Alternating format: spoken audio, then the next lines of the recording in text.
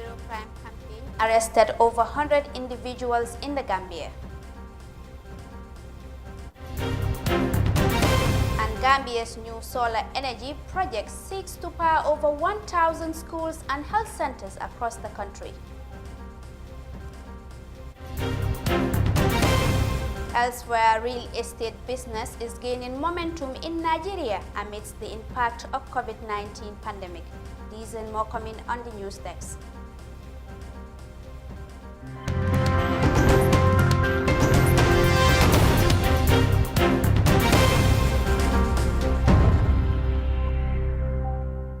Hello and welcome to the news desk with me, Juldenjai Suare. Now the news in detail. In an effort to make Gambia a crime-free country, the Gambia Police Force has extended their Operation Zero Crime campaign to the provincial regions. In their weekly joint press conference on Thursday, the Gambia Police Force said they have arrested over 104 persons within the Greater Banjul areas. More in this report by Binta Jallo. The Gambia Police Force continue its mandate in making sure there is peace and stability in the country by ensuring that the Gambia is stable and people's life and properties are protected. The Operation Zero Crime campaign, which was only within the Greater Banjul areas, is now extended to the provincial regions of the country. From the 14th to the 20th of June 2021, a total of 104 individuals were arrested, but after a thorough screening, 23 of those arrested were released immediately because they were not connected to any crime. The police also handed 21 individuals to the Gambia Immigration Department for immigration and immigrant-related issues, and about 24 people were handed over to the National Drug Law Enforcement Agency for drug-related matters. Out of the 104 individuals who were arrested, 31 of them were charged for various criminal offenses ranging from sub-breaking and stealing, house-breaking and stealing, possession of stolen properties, obstruction of officers in the execution of their duties, among others. Some cases have already been taken to court, while others are being investigated by the Gambia Police Force. The public relations officer of the Gambia Police Force stated that their officers are usually obstructed during the execution of their duties. Njai therefore advised the public to desist from this act and allow the officers to do their job. Superintendent Lamin Jai also called on the public to channel their complaints, if they have any, to the right authorities and proper actions will be taken. Meanwhile, Jai further highlighted that they are about to launch another operation called Cleaning Main Highways, which seeks to ease traffic congestion. We are about to launch another operation that we will be clearing the highway of all obstacles and derelict vehicles, and also we know there are some people who have who are tire sellers, and they put tires along the highway at some areas. We know there are people who sell who have put stalls also along the highways and public roads as well. So we want these people to remove these things from the highways and on the sides of the highway, because these things contribute to congestion. And so the Gambia Police Force is coming up with a coordinated operation which is going to target removing all these derelict vehicles and also tires, as well as workshops and so on and so forth, that are being put on the highways and creating obstruction on public roads and highways. The Deputy Public Relations Officer of the Gambia Fire and Rescue Service, Cadet Amadou F.M. Jai, highlighted on some of the challenges they also encounter in their line of duty. People fond of stoning our officers, our fire appliances, while we are called onto a fire scene. Those are chargeable offenses that can be levied to any person found wanting. Cadet Jai stated that such behavior will have a great impact on the fire victims. He called on the general public to allow the officers to do their job accordingly and allow them to assist during hard times. Assistant Piero Kedet Njai warned those found burning people's houses for no reason to desist from such acts. He further advised landlords to be vigilant of the people they rent their houses to in order to avoid what they call arson. NCA3 Lamin Kejobate, DDR officer of the Gambia National Drug Law Enforcement Agency, also urged the public to be law-abiding and continue giving information about drug peddlers. So continue supplying Drug Law Enforcement Agency with information or sister security services with information. And please, like Piero Njai has just mentioned as well also, obstruction is one of the greatest challenges that we are faced with daily during our routine operations in and out during our routine operations. So we just want to continue to appeal to the general public that obstructing our officers while executing their functions is a breach of the law. And anybody who is found wanting, you will face the full force of the law. Since 2017, a lot of attacks on innocent people have surfaced in the country. As a result, the Operation Zero Crime campaign was launched with the objective of tackling crimes and dismantling criminal hideouts. Since then, significant arrests have been made by the Gambia Police Force and other sister security forces. For iAfrica News, Binte Jallo. The Operation Zero Crime Patrol team arrested 104 individuals. Now with that, after months of negotiation, the Evergreen ship is set to leave the Egyptian shores following an agreement with the ship company to compensate them for their losses. The Japanese-owned ship has been held in Egypt since March because the two parties were negotiating on the compensation fee, but none of the parties made an official announcement on the agreed fees. Details in this report. The Ever Given, the ship that blocked the Suez Canal entirely for 6 days 3 months ago, could soon be released from Egyptian custody. Egyptian authorities say they've made an initial agreement with the ship's company over the compensation it will pay the Suez Canal for its successful rescue mission and to compensate for the loss in canal revenues it caused. Egypt has been seizing the ship and most of its crew since March 29. That is when it dislodged the Ever Given after freezing navigation completely in the canal. Negotiations with insurers and the ship's owner failed repeatedly during these 3 months. Initially, Egypt wanted more than $900 million for rescuing the vessel without damaging its body and saving its load of 18,500 containers. After the Japanese owner offered $150 million, the Suez Canal Authority decreased its aspired amount to $550 million. But that too was not acceptable for the cargo ship's negotiating team. Neither the Canal Authority nor the Ever Given representatives have officially announced the final bill. Negotiations to finalize the initial agreement will begin next week. The Ever Given could be finally free to head to its final destination in Europe once its owner makes a down payment to the Suez Canal Authority. Petroleum and Energy said his ministry, in collaboration with Health and Education Ministries, are working on solar energy project which seeks to power over 1,100 schools and health centers across the country.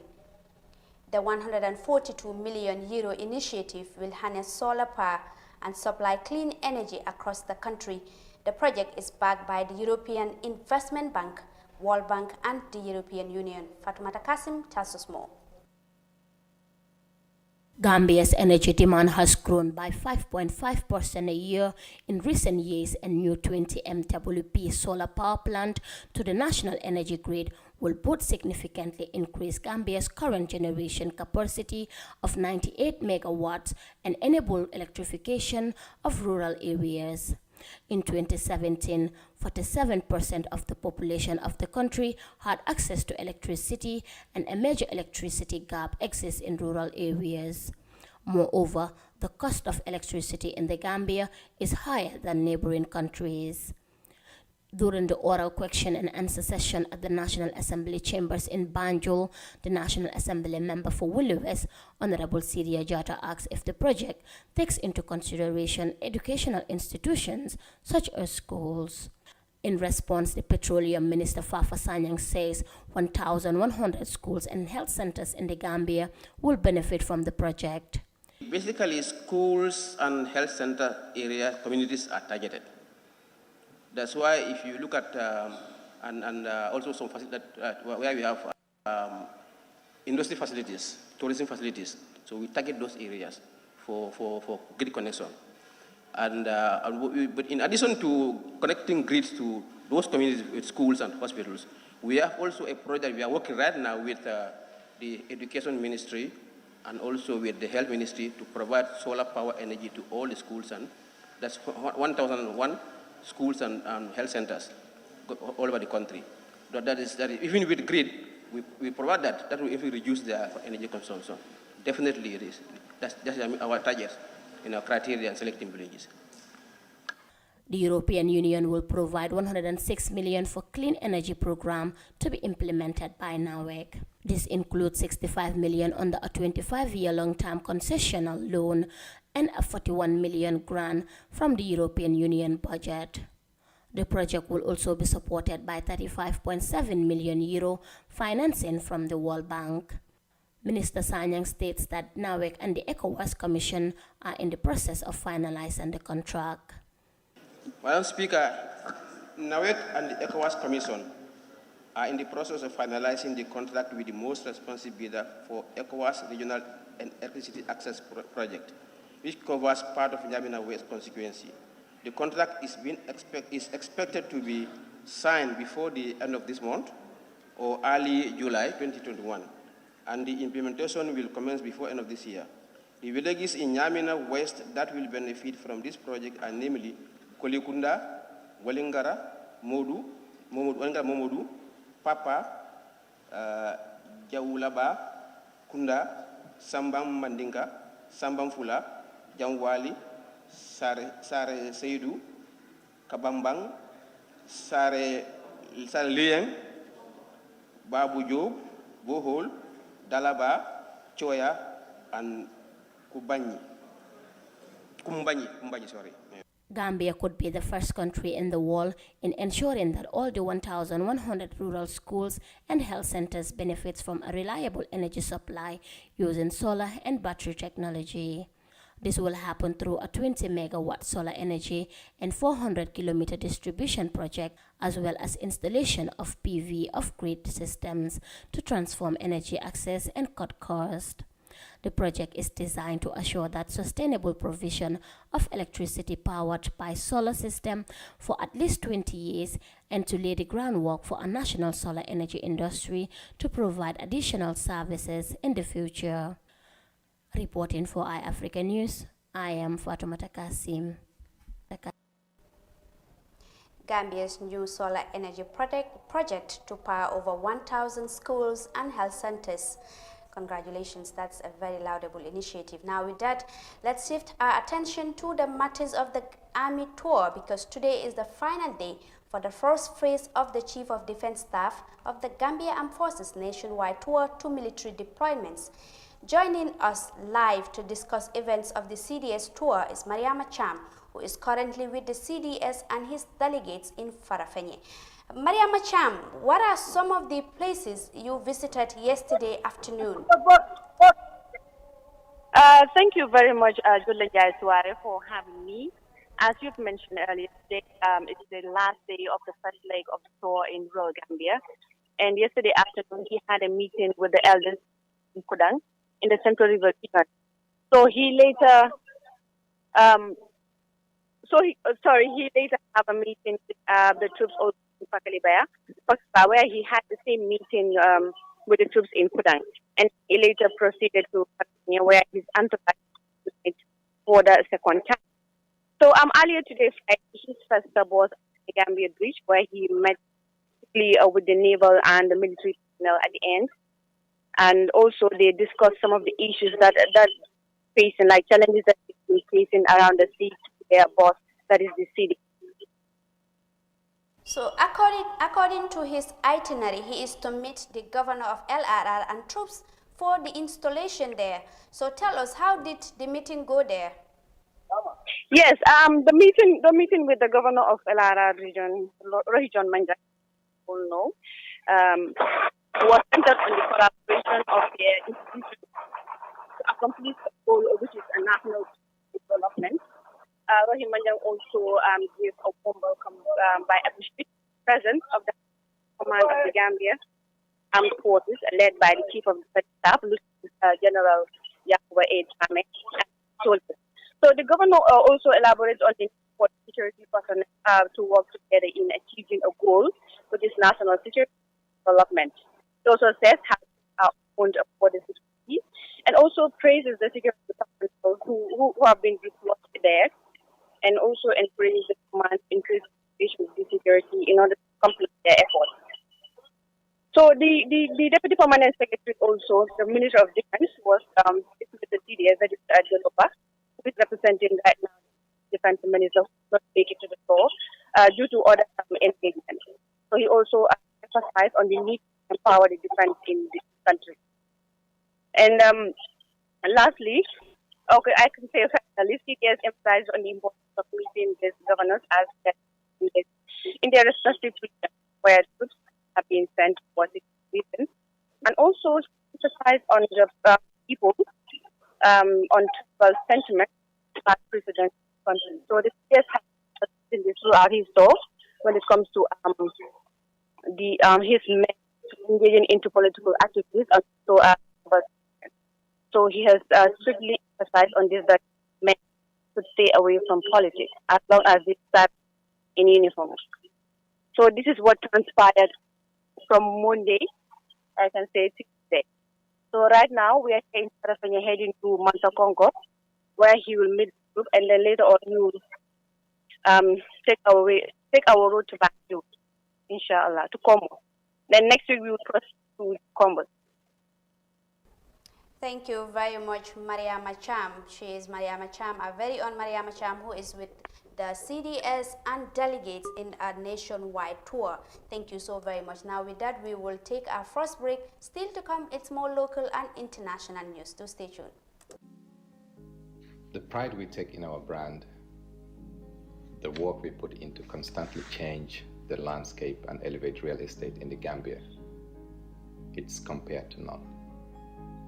From inception, our goal was to add value to the beautiful Gambian landscape. That's why we are proud innovators of community estates. Kololi Sands is an exceptional piece of work, tailored for ultimate convenience and luxury, to bring you an element of finesse that is rare but unique in its own. This is also our pride and joy, and we welcome you to the exquisite beauty right here in Kololi and right here on the waterfront. Kololi Sands, feel the ocean breeze at your doorstep.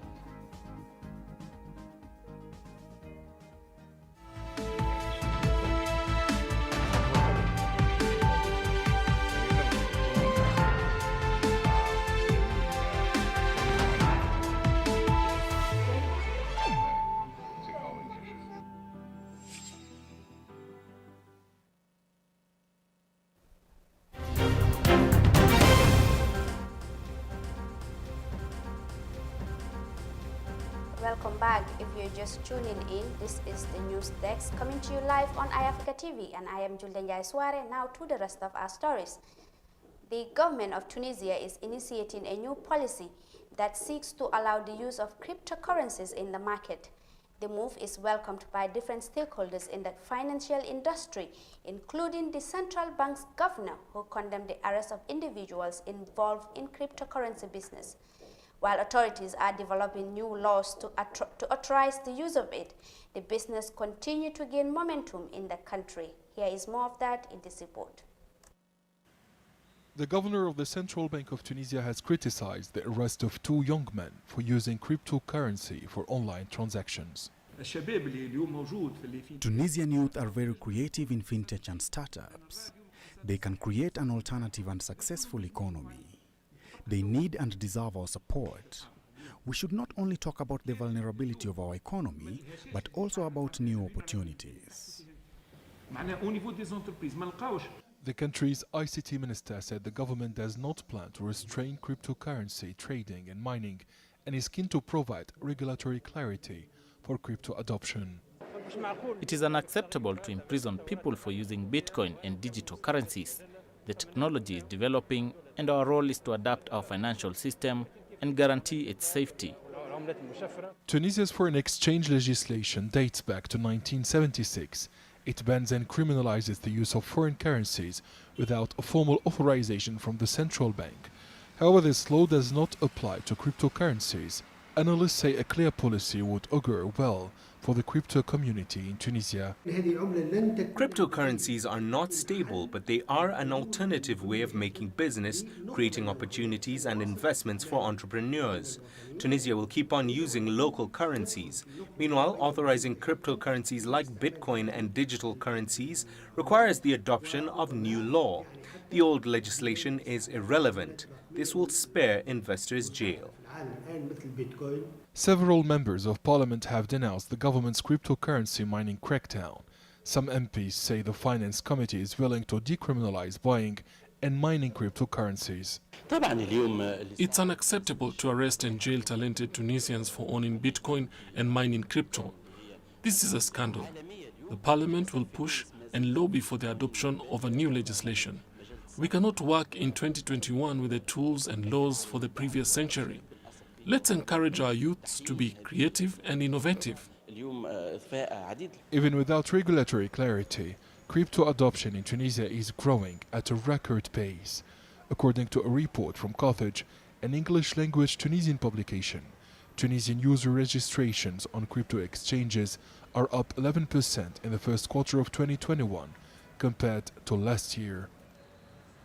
Tunisia's Minister of Economy declared that he wants to change the law around cryptocurrencies, which condemns people for mining cryptos and using them as payment. However, some advisors to the Prime Minister warned that speculation was a threat to the country's financial system. Nigeria's real estate industry is regaining its strength from the adverse effect of the COVID-19 global pandemic. Since mid-2020, the industry has registered significant improvement, accounting to more than 2% growth, according to the country's Bureau of Statistics. Despite the huge growth, experts believe that the government needs to do more in addressing the country's housing deficit.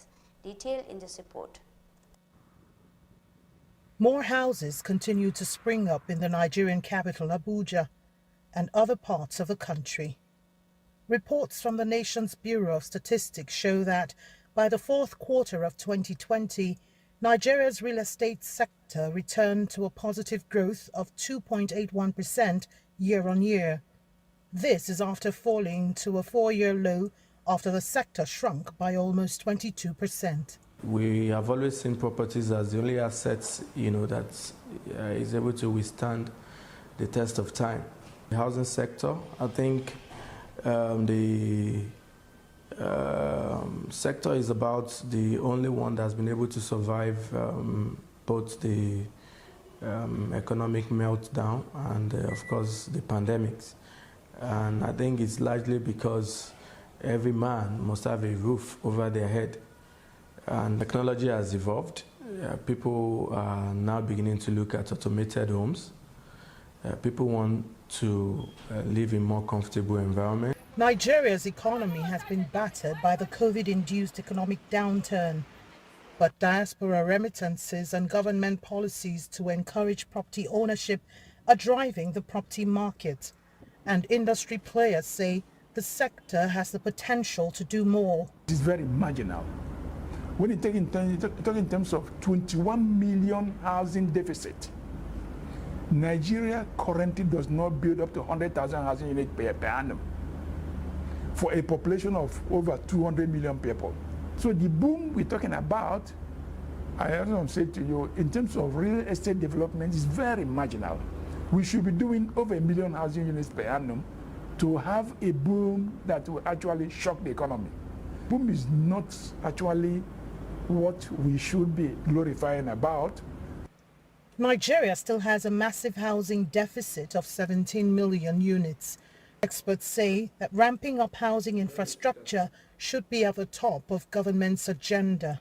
The government needs to step up their game.